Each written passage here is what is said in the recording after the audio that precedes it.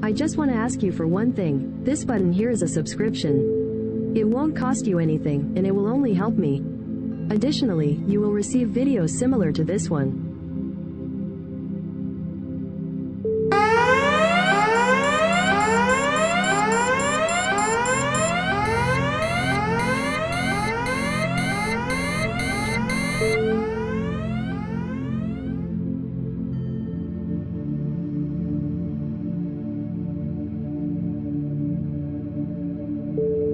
Let's face it, there's no point in theorizing about something that I haven't really explained. So, let me put it simply, Bazili Land is an amusement park owned by Sky High.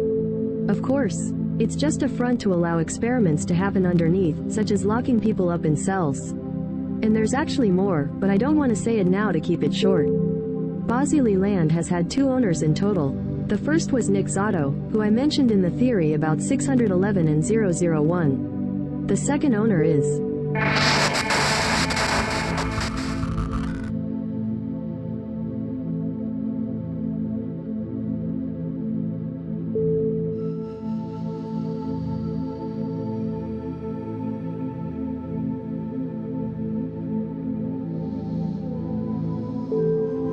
Bazili Land was created between 1983 and 1984. At that time, Nick Zotto took the lead, and Bazili Land became a great success that no one could have expected.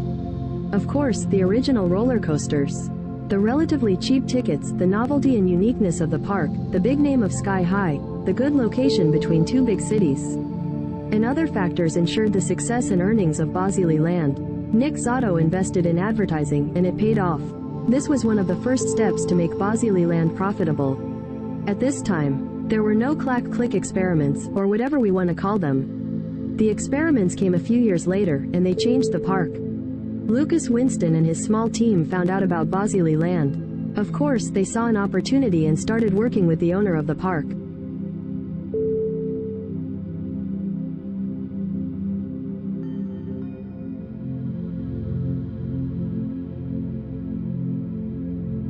The idea of an amusement park financed and created by Sky High could have been conceived in the 1970s. The originator of this idea was most likely Nick Zotto, who could have arranged a meeting with the Sky High people. Of course, it was not easy to convince Sky High to create something that was only a little smaller than Disneyland. By comparison, Disneyland covers about 160 acres, which is equivalent to 647,497 square meters. Bazili Land, on the other hand, spans about 640,000 square feet. Sky High wouldn't want to build something like that without a good reason. But Nick Zotto might have convinced them by offering 80% of the profits and the freedom to do whatever they want underground while he keeps quiet about it. They might have shaken hands on this agreement. Bazili Land took about 2 years to build.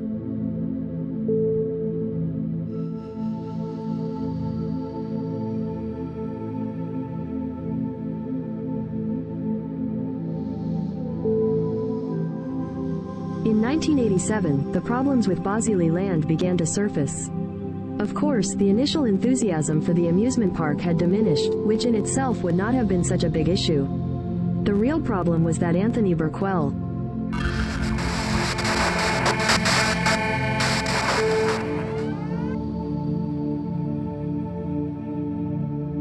he disappeared. This caused a lot of concern from the visitors, the staff who worked at Bazili Land, and especially Lucas and his team. This death started a series of events, such as human experimentation. Bazili Land was closed for a year. Wait, what? Yeah, Bazili Land was shut down because of Anthony's disappearance. Lucas tried to get into Bazili Land to find out what was going on and where Anthony had gone. Of course, Lucas asked Nick many times what had happened to Anthony. The answers he got were very unconvincing and unrealistic, so he decided to break into Bazili Land the day before it reopened. Lucas was unsuccessful, and this is the beginning of the series of tapes called 001. Nick, therefore, did not fall asleep and also made big changes. For example, he expanded the special unit of Bazili Land called SMBL, which had only 50 members, and after the closure of Bazili Land, had about 100 members. Quite a big difference. Nick built temporary cells, as I mentioned, and experiments, at that time called Clack Click. And I must not forget one very important thing. In 1988, the first successful experiment was carried out on Anthony, and this was the creation of Clack Click 1, or Mush.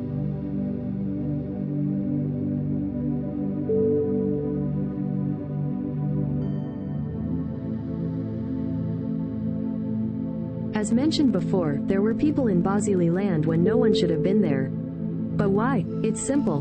This was what Sky High had been waiting for to complete the biggest part of the underground. Everyone would have heard that something was being built under Bazili land, which would have increased the chance of Bazili land being closed forever. But wait, wasn't Anthony's death an accident that harmed Bazili land? Well, it's both yes and no. Perhaps Anthony's death was an accident, or maybe it was an adult who died instead of a child. Anthony's death was tragic, but Bazili land gained more than they lost. It raised global awareness of Bazili Landu, and Nick Zotto and Sky High had time to finish the cells and even create the first experiment to break the clack click. Of course, Nick could get rid of Lucas. Who would have broken into Bazili Landu anyway? The only thing they lost was having to pay a hefty fine, but otherwise, everything went as it should. However, other things were happening besides building the cells. The most significant of them was the creation of several clack click, including clack click 9 and clack click 10. These are two almost identical clack click but are different in ways that may not make sense at the moment. Unfortunately, you'll have to wait a few weeks or months for an explanation of both clack click.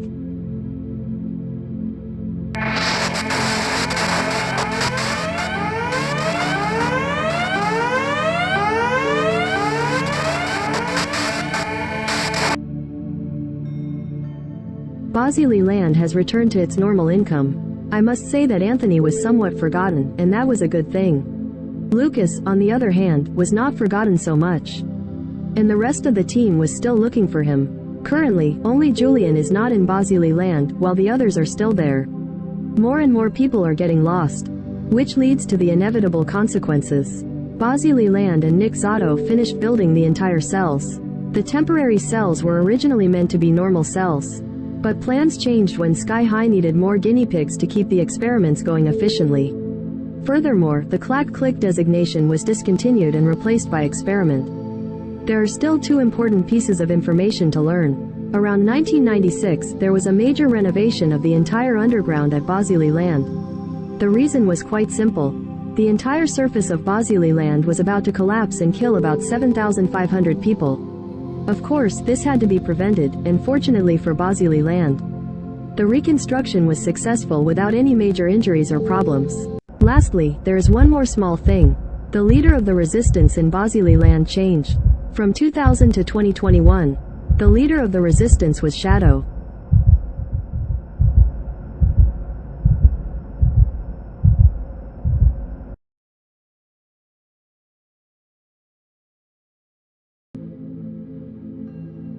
These years marked the beginning of many problems for Bazili land. One example is the near escape of prisoner 342 and the subsequent revolt of several prisoners and experiments. Prisoner 342 was a scientist who worked at Bazili land and caused a lot of trouble. The prisoner revolt was one of the worst things to happen at Bazili land, resulting in an absolute massacre that few survived. The prisoners took over the 47-hour cells until SMBL was called in. The guards were allowed to use lethal force, and the outcome was devastating, with too many casualties. Aside from these events, more experiments were created during this time, though most of them are not interesting or well-known. However, these were the years when the most successful experiments were carried out.